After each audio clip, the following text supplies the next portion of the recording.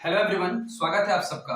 तो आज हम लोग डिस्कस करने वाले हैं, आप टॉपिक बोर्ड पे देख सकते हैं। टॉपिक का नाम है interference due to reflected light. ठीक है, तो ये जो टॉपिक है ये आपका ऑप्टिक्स से रिलेटेड है और ये टॉपिक आपको यूट्यूब में बहुत कॉमनली आपको हर जगह मिल जाएगा, बट मैं यहाँ पर थोड़ा सा इसको डिस्कस करते हुए चल रहा हूँ। ठीक है, इस टॉपिक में बहुत सारे क्वेश्चंस बनते हैं। ठीक है, तो आज हम लोग बेसिकली थ्योरेटिकल चीज पे ज्यादा फोकस करने की कोशिश करेंगे कि क्या होता है interference due to reflected light के चलते। ठीक है, तो देखते हैं सबसे पहले यहाँ क्या कंसीडर कर रहे हैं। सबसे पहले हम लोग यहाँ कंसीडर कर रहे हैं, एक हम लोग कंसीडर करें थीन। ठीक है, ट्रांसपेरेंट पैरेलल फिल्म। ठीक है, हम लोग क्या कंसीडर कर रहे हैं, एक थीन होगा यानी इसकी जो थिकनेस है, ठीक है, वो क्या है, बहुत छोटी है, पैरेलल है।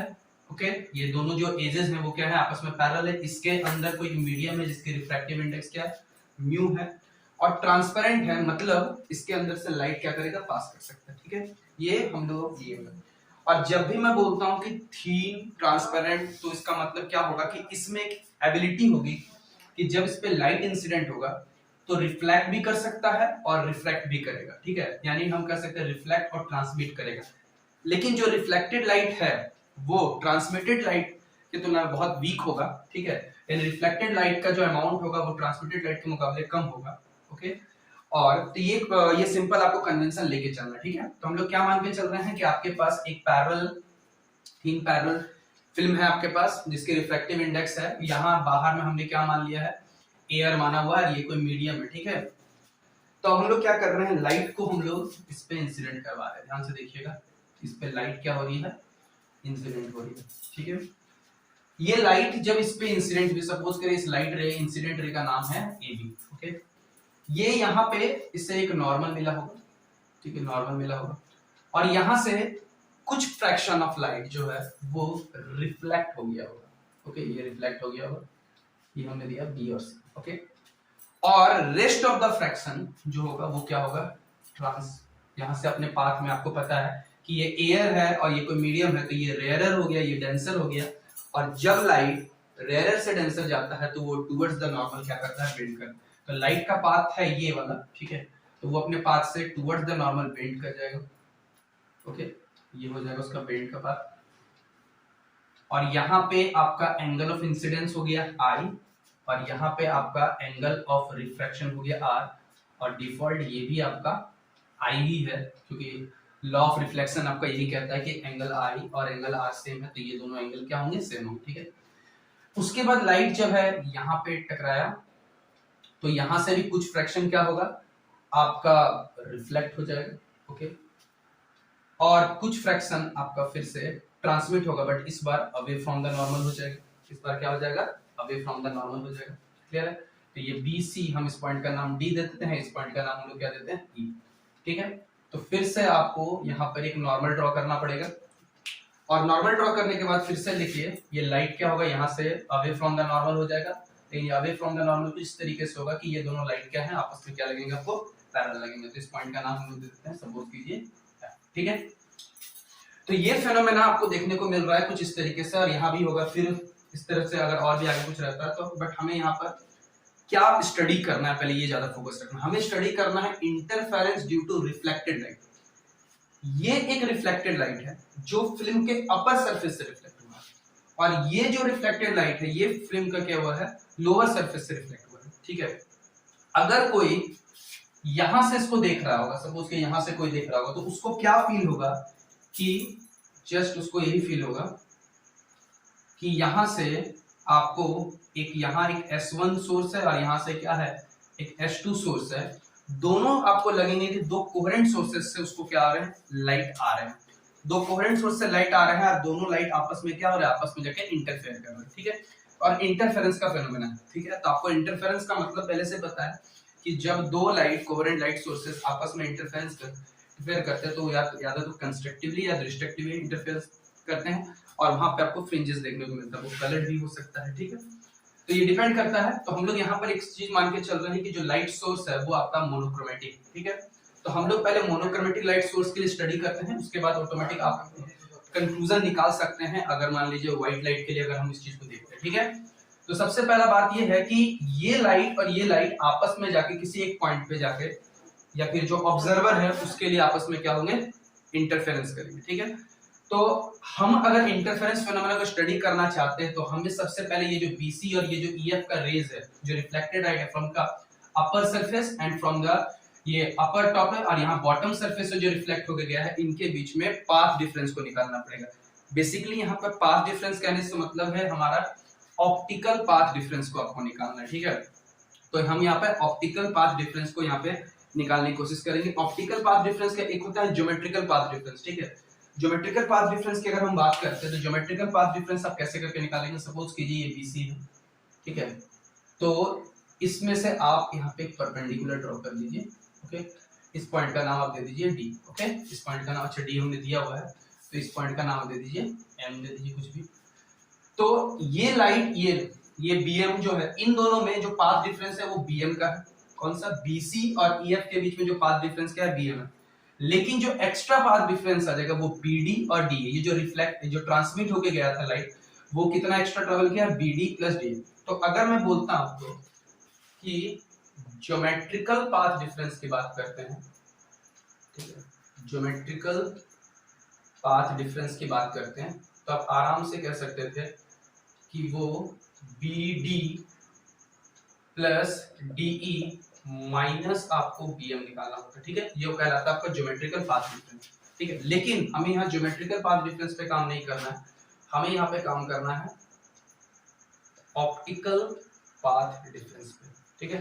जैसे ऑप्टिकल पाथ डिफरेंस का मतलब क्या है, जैसे ये ज्योमेट्रिकल पाथ डिफरेंस, ज्योमेट्रिकली आप डिफरेंस निकालने की कोशिश कर रहे हैं, लेकिन जब हम ऑप्टिकल पाथ डिफरेंस की बात करते हैं तो लाइट जो हो रहा है यहाँ पे तो वो एयर में गया, लाइट जब एयर से मीडियम में गया तो उसके स्पीड में क्या होता है, बदलाव देखने को मिलता है। तो जिसके कारण से इस बार उसके स्पीड में चेंज होता है, तो वो स्पीड ऑफ लाइट के रेस्पेक्ट में चेंज देखने को मिलता है और उस वक्त वो जो पाथ ट्रेवल करते हैं उसको हम लोग किस से कहते हैं, ऑप्टिकल पाथ डिफरेंस का नाम देते हैं, ठीक है। तो हमें यहाँ पर ऑप्टिकल पाथ डिफरेंस से निकालना है और ऑप्टिकल पाथ डिफरेंस बेसिकली होता क्या है, सिंपली उस मीडियम की रिफ्रैक्टिव इंडेक्स यानी म्यू इनटू उस मीडियम में ज्योमेट्रिकल लेंथ, ठीक है। जीएफ में लिखिए ज्योमेट्रिकल यानी refractive index into geometrical length.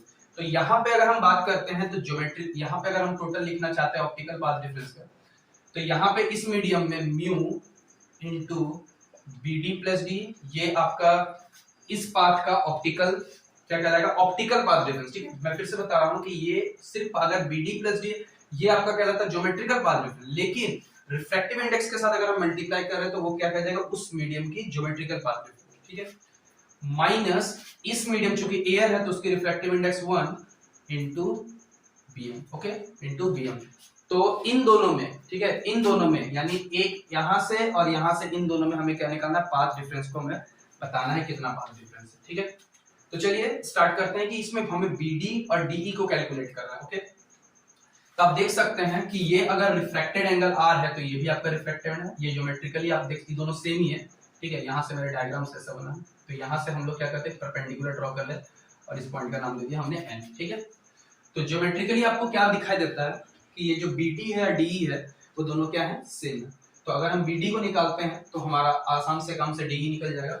इसके हम क्या करेंगे, सबसे पहला अगर हम ट्रायंगल BDN को लेते हैं, BDN को अगर ध्यान से देखते हैं और उसमें अगर हम लोग cos r लगा देते हैं, ठीक है। cos r जो हो जाएगा वो आपका कहता है D/H, तो अगर ये हो जाएगा तो इसके लिए B ये वाला हो जाएगा यानी DN और H जो हो जाएगा वो आपका BD हो जाएगा। तो यहाँ से आप BD बराबर लिख सकते हैं DN बाई cos r, यानी DN का जो लेंथ है वो आपका थिकनेस था इस फिल्म की यानी T by cos r, okay. यानी जो BD की लंबाई है वो आपका है T बाई cos r।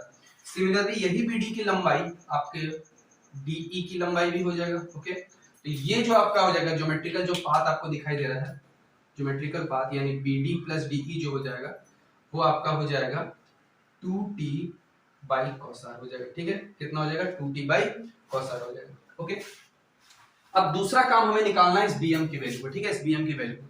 तो BM की वैल्यू को निकालने के लिए सबसे पहला हम देखते हैं इस चीज की वैल्यू, ये चूंकि इसके लिए मिड पॉइंट की तरह काम करेगा तो ये और ये सेम है, तो अगर हम BN निकालते हैं सबसे पहला तो उसके लिए हम क्या करते हैं, फिर से वही ट्रायंगल देखते हैं और इस बार हम लोग लेते हैं 10R, तो P बाई B, तो इसका मतलब BN, ठीक है, इसको हम बेटा BN बाई आपका DN हो जाएगा। bn जो है यानी bn बराबर आपका dn इंटू 10r होगा, और dn की जो लंबाई है वो t इंटू 10r, यहाँ t क्या है इसकी थिकनेस है, ठीक है, t इंटू यानी आपका dn निकल गया। ओके, तो अगर आपका ये bn आ गया है तो आप आसानी से be बता सकते हैं, जो कि 2t 10r हो जाएगा, यानी इस लेंथ का ये डबल है। अच्छा, अब हम इस राइट एंगल ट्रायंगल में ध्यान से देखने वाली बात है, इस राइट एंगल ट्रायंगल में ये I तो ये R होना चाहिए था, बट लॉ ऑफ रिफ्लेक्शन से ये दोनों क्या होंगे, सेम होंगे, तो ये दोनों क्या है, सेम है।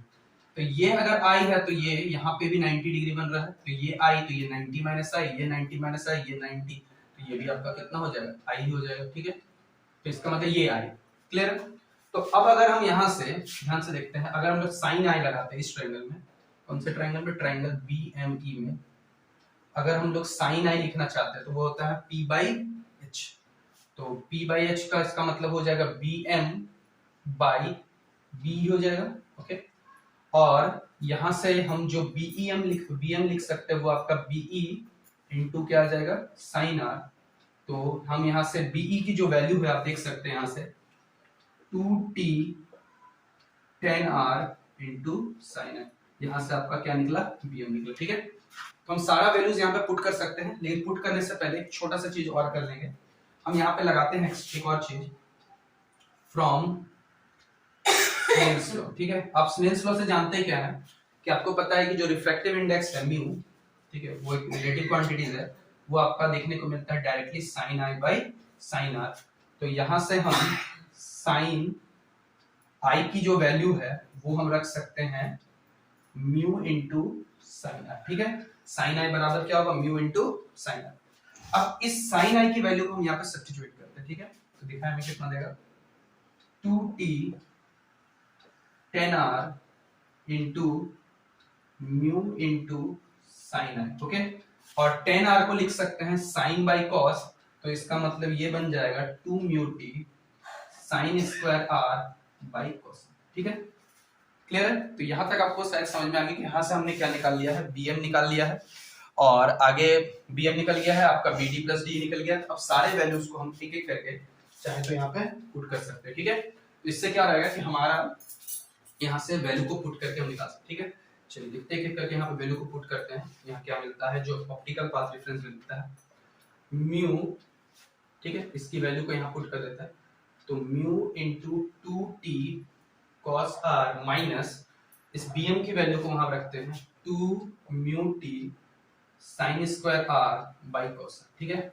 अब यहाँ बहुत आसानी से देख सकते हैं कि इन दोनों में कॉमन क्या आ जाएगा, 2 mu t by cos R common, और यहाँ पे आपका 1 माइनस साइन स्क्वायर R। ठीक है, और जब हम इसे मिटा देते हैं यहाँ से, तो 1 माइनस साइन स्क्वायर को आप लिख सकते हैं 2 म्यू टी cos R, इसको लिख सकते हैं 2 cos स्क्वायर R, यहाँ से एक cos R कट जाएगा, तो इसका मतलब 2 म्यू टी cos R आ जाएगा। ये क्या हो गया आपका, इसे हम ऑप्टिक डेल्टा से डिनोट कर देते हैं, तो डेल्टा जो कि ऑप्टिकल पाथ डिफरेंस है वो क्या हो गया, 2 म्यू टी cos R।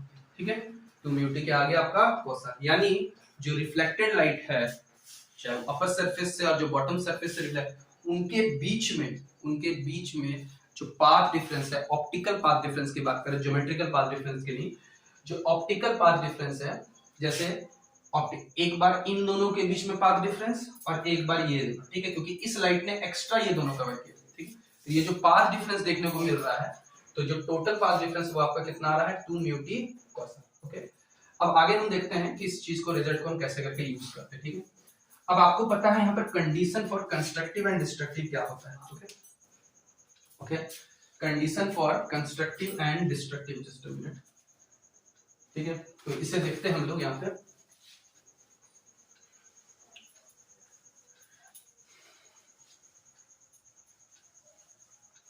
तो देखिए यहाँ से अगर हम condition for constructive and destructive देखना चाहते हैं, ठीक है, तो फॉर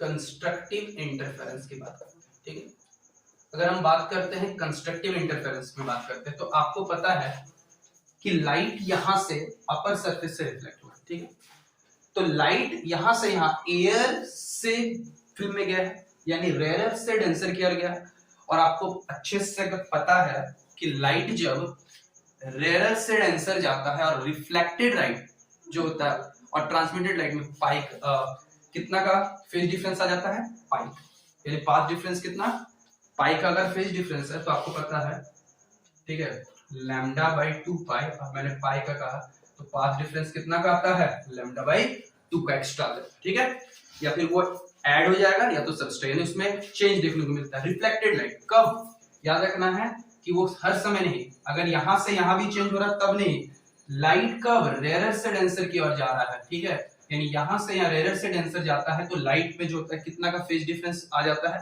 पाई का, और पाई का फेज डिफरेंस का मतलब होता है पाथ का कितना डिफरेंस, लैम्डा बाई 2 का डिफरेंस आता है, ठीक है। अब आपके मन में ये सवाल आ रहा होगा कि ये इस तरीके से कैसे आगे, तो इस चीज को जो पाई का जो फेज डिफरेंस आया है, ठीक है, कि वो इंसिडेंट और रिफ्लेक्टेड के बीच में जो पाई का फेज डिफरेंस, उसको आप स्टोक्स लॉ से बता सकते हैं। किसके लॉ से बता सकते हैं, स्टोक्स लॉ से। देखिए कैसे करके उसे हम बताते हैं, ठीक है, स्टोक्स लॉ से। पहले एक काम करते हैं कि अगर हम इस थोड़ा सा इंटरफेरेंस को देख लेते हैं, जैसे कि हमने देखा ऑप्टिकल पाथ डिफरेंस आपका हो गया 2 mu T cos R minus lambda by 2, क्योंकि एक्स्ट्रा, ये तो प्लस भी हो सकता है तो माइनस भी हो सकता है, दोनों ही कंडीशन सेटिस्फाई होंगे, ठीक है। हम लोग यहाँ माइनस को लेके चल रहे हैं तो 2 म्यू टी कॉस आर, ठीक है, आप यहाँ प्लस माइनस दोनों ही लेके चल सकते हैं, ठीक है। चलिए अगर हम यहाँ माइनस लेके चलते हैं तो आपको पता है कंस्ट्रक्टिव के लिए जो पाथ डिफरेंस आता है वो किसके ऑर्डर में आता है, वो n लैम्डा के ऑर्डर में आता है। तो यहाँ से 2 म्यू टी कॉस आर बराबर आपका n lambda plus lambda by 2, यानी आपका 2 म्यू टी कॉस आर बराबर 2n प्लस 1 लैम्डा बाई 2, ये आपका इक्वेशन मिलता है कंडीशन फॉर कंस्ट्रक्टिव, ठीक है, कंडीशन फॉर कंस्ट्रक्टिव। और उसी तरीके से अगर हम डिस्ट्रक्टिव पे चले जाते हैं, डिस्ट्रक्टिव इंटरफेरेंस पे चले जाते हैं, ठीक है, डिस्ट्रक्टिव इंटरफेरेंस पे चले जाते हैं तो 2 mu T cos r minus lambda by 2 क्या होता है आपका पता है 2n प्लस 1 लैम्डा बाई 2, ये आपका ऑर्डर में आता है, तो इधर से अगर हम इसे माइनस कर देते हैं तो 2 म्यू टी cos r बराबर आपका आ जाएगा यहाँ से n लैम्डा, ये आपका डिस्ट्रक्टिव इंटरफेरेंस का कंडीशन मिलेगा, यानी आपका डार्क फ्रिंजेस के कंडीशन मिलेगी, ये आपका क्या मिलेगा, ब्राइट फ्रिंजेस के। ब्राइट कब मिलेगा, कंस्ट्रक्टिव, और ये डार्क कब मिलेगा, ठीक है, डिस्ट्रक्टिव का कंडीशन आपको मिल जाता है, ठीक है। तो ये आपको इतना सारा बात, ये आपको दो कंडीशन आपको मदद कर देता है। लेकिन अभी मेरा क्वेश्चन ये था कि मैंने आपको कहा कि इसमें जो पाथ डिफरेंस, जो फेज डिफरेंस कितना, पाई बाई 2 का, हम देख लेते हैं, यानी इंसिडेंट और उसके बीच में कितना का फेज डिफरेंस आता है, कितना का आता है, पाई, ठीक है। चलिए इसको देख लेते हैं एक बार। इसको देखने के लिए इसको सबसे पहले हम मिटा देते हैं, हालांकि आपका डेरिवेशन यहाँ पे कंप्लीट हो गया, आप चाहे तो वीडियो को यहाँ पे क्विट करके जा सकते हैं, और जिनको वीडियो में बने रहना वो रख सकते हैं, ठीक है। तो आगे देखते हैं, जैसे इस चीज को ज्योमेट्री को हम थोड़ा सा यहाँ से क्लियर करके ब्रेक बनाते हैं एक बार। तो देखिए जैसे कि हम लोग यहाँ पे समझने की कोशिश क्या कर रहे हैं, स्टोक्स लॉ, ठीक है। स्टोक्स लॉ में कैसे बोलते हैं कि इंसिडेंट और रिफ्लेक्टेड के बीच में कितना का फेज डिफरेंस आता है, पाई, उस चीज को हम यहाँ प्रूव करने की कोशिश कर रहे हैं। तो सपोज कीजिए कि ये आपका फिल्म है, ये लाइट इंसिडेंट हुआ, ठीक है, इस लाइट की इंटेंसिटी एम्पलीट्यूड क्या है, ए, हमने माने क्या, ए, ओके, ये एक नॉर्मल हो गया, ठीक है, या नहीं भी दीजिए कोई दिक्कत नहीं, यहां से ये रिफ्लेक्ट हो गया, ठीक है, और यहां से क्या हो गया, ये ट्रांसमिट हो गया, ओके। हम लोग ये मान के चलते हैं let R be the reflection coefficient, ठीक है, ठीक है, रिफ्लेक्शन कोफिशिएंट कब, जब लाइट रेयरर से डेंसर की ओर जा रहा है, ठीक है, रेयरर से डेंसर जा रहा है, रिफ्लेक्शन कोफिशिएंट। और टी बी द क्या है, आपको ये चीज अच्छे से पता होगा, शायद मैंने एक वीडियो पहले बनाई हुई, बहुत पहले की वीडियो है, रिफ्लेक्शन एंड ट्रांसमिशन कोफिशिएंट, अच्छे थोड़े से चैनल, कुछ वीडियोस पे कुछ अच्छे व्यूज हैं, तो आप चाहे तो एक बार देख सकते हैं कि क्या रिफ्लेक्शन और ट्रांसमिशन कोफिशिएंट क्या होता है, ठीक है, वहां पे मैंने कैपिटल और रिफ्रैक्टिव इंडेक्स पे कैसे करके डिपेंड करता है वो मैंने बताया हुआ है, ठीक है। तो रिफ्लेक्शन कोफिशिएंट और ट्रांसमिशन कोफिशिएंट के मान लिया किसके लिए, जब वो लाइट कहां से कहां जा रहा है, रेयर से डेंसर, और जब r डैश मान लिया हमने, फिर से माना उसी चीज को रिफ्लेक्शन कोफिशिएंट, ठीक है, रिफ्लेक्शन कोफिशिएंट कब, जब लाइट, ठीक है, डेंसर से लगी थी, ठीक है, और टी डैश जो है वो भी क्या हो गया, ट्रांसमिशन कोफिशिएंट हो गया, ट्रांसमिशन कोफिशिएंट हो गया कब, जब लाइट कहां से कहां, रेयर से डेंसर की ओर जा रहा होगा, ट्रांसमिट कर रहा होगा, ठीक है। तो ये कंडीशन हमने माना हुआ है रिफ्लेक्शन कोफिशिएंट में। तो आपको मैं एक चीज बताऊंगा, जैसे रिफ्लेक्शन कोफिशिएंट को कैसे लिखते हैं, ठीक है, इन रिफ्लेक्टेड लाइट वेव का amplitude by incident light wave, ठीक है, यही ना लिखते हैं। रिफ्लेक्शन कोफिशिएंट मतलब क्या, रिफ्लेक्टेड लाइट वेव का एम्पलीट्यूड बाय इंसिडेंट, ठीक है। तो अगर ये इंसिडेंट है, यहाँ आई है, यहाँ रिफ्लेक्टेड है, तो रिफ्लेक्टेड लाइट का एम्पलीट्यूड क्या लिखेंगे, आई इंटू आर लिख देंगे, यानी इंसिडेंट वेव का amplitude into reflection coefficient is equal to amplitude of the reflected wave, okay. उसी तरीके से अगर ट्रांसमिटेड वेव का लिखना चाहते हैं एम्पलीट्यूड, तो वो हो जाएगा इंसिडेंट इंटू ट्रांसमिशन कोफिशिएंट, ठीक है। तो इस बात को आप याद रखना है। अब हम इस चीज को यहाँ पे लगाते हैं और देखिए इस तरीके से कैसे करके हम इस चीज को लगाते हैं, ठीक है। अगर ये ए है, ये ट्रांसमिट हो गया है, तो इसका मतलब ये ट्रांसमिशन हो जाएगा ए आर, और ये सॉरी रिफ्लेक्टेड हो जाएगा ए आर, यहाँ से ट्रांसमिट होगा ए टी, यहाँ से ट्रांसमिट क्या होगा ए टी, ओके। अब हम क्या कर रहे हैं, यहाँ से थोड़ी देर के लिए यहाँ पर एक मिरर लगा देते हैं, जहां से ये उसी पाथ में आया है तो उसी पाथ में चला जाएगा, ठीक है। यहाँ भी हमने एक मिरर लगाया है, ठीक है, ये ए आर आया है, अब बिल्कुल इसमें कोई लॉस नहीं होता मिरर में, वो ए आर से रिफ्लेक्ट हो जाता है, ठीक है। अब क्या हो रहा है कि यहाँ से ये ए आया है, इधर से ए आर, इधर से भी ए आर, और यहाँ से ए टी हो गया, ट्रांसमिशन हो गया, ठीक है। अब क्या हुआ कि जैसे वो यहाँ आया, अब यहाँ से देखिएगा ये एक आया, प्रिंसिपल ऑफ रिवर्सिबिलिटी के अनुसार लाइट जिस पाथ में आता है उसी पाथ में वो चला भी जाता है। तो अगर ये ए आर से आया तो बिल्कुल इस पाथ को ओबे करेगा, ठीक है। और इसका कुछ फ्रैक्शन रिफ्लेक्ट भी हो रहा है और कुछ फ्रैक्शन ट्रांसमिट भी हो रहा है, ठीक है। हम क्या कह रहे हैं, ए आर का कुछ फ्रैक्शन रिफ्लेक्ट भी कर जा रहा है और कुछ फ्रैक्शन ट्रांसमिट हो रहा है। उसी तरह इसका भी कुछ फ्रैक्शन ट्रांसमिट करेगा, ठीक है, कुछ फ्रैक्शन क्या करेगा, ट्रांसमिट होगा, और कुछ फ्रैक्शन क्या होगा, रिफ्लेक्ट करेगा, ठीक है। तो अगर हम यहाँ से बात करते हैं, ध्यान से देखने वाली बात है, तो अगर ये ए टी के साथ इंसिडेंट हुआ तो यहाँ ट्रांसमिट कितना होगा, ए टी और टी डैश, क्योंकि ट्रांसमिशन कोफिशिएंट टी डैश है कब, जब लाइट डेंसर से रेयर की ओर जाती है, ठीक है। इस लाइट के लिए देखना चाहते हैं तो वो ए टी और आर डैश होगा, क्योंकि रिफ्लेक्शन कोफिशिएंट डेंसर से रेयर जाने के लिए आर डैश, इसके लिए हमने बात की। जब हम इसकी बात कर रहे थे तो ये इधर चला जाएगा, ठीक है, तो इसके लिए जो रिफ्लेक्शन होगा वो ए आर, ठीक है, और ये कहां से कहां जा रहा था, ये आपका जा रहा था रेयर से डेंसर, तो A R R dash, A R इसका इंसिडेंट था, उसमें रिफ्लेक्शन कोफिशिएंट में आर इंटू किया तो ए आर स्क्वायर हो गया, ठीक है। और इसका जो ट्रांसमिट हो रहा है वो आपका हो जा रहा है ए आर इंटू टी, ठीक है, ए आर इंटू टी हो जा रहा है, क्लियर है। इतनी सारी बात हम यहाँ से लिख सकते हैं, ठीक है। अब हम अगर देखते हैं कि आपके पास, अगर हम simple law of conservation of energy की तरफ बात करते हैं, जितना इंसिडेंट हुआ उतना ही ट्रांसमिट यहाँ से, यानी इंसिडेंट की जो लाइन पे आ रहा है वो ए इधर से आया है और उधर से बैक में आपको मिल रहा है a t t dash plus a r square, यहाँ से ए कॉमन चला जाएगा तो 1 plus t dash plus r square, यानी r square plus t dash बराबर क्या आ गया, 1। इसको हमने इक्वेशन नंबर 1 मान लिया, ठीक है, ये चीज आपका आ गया। इसके बाद इस वाले में आते हैं, इस वाले में केवल और केवल रिफ्लेक्शन आ रहा है, कोई ट्रांसमिशन, कोई इधर से कुछ आ नहीं रहा है, यानी इसमें हम लिख सकते हैं, ठीक है, A R T plus A T R dash बराबर क्या, 0, क्योंकि इधर से कुछ भी नहीं है, तो यहां से हम कॉमन निकाल देते हैं ए और टी, तो आर प्लस आर डैश बराबर 0, यानी आर प्लस आर डैश बराबर 0, तो आर बराबर माइनस आर डैश, ठीक है, आर बराबर क्या है, माइनस आर डैश।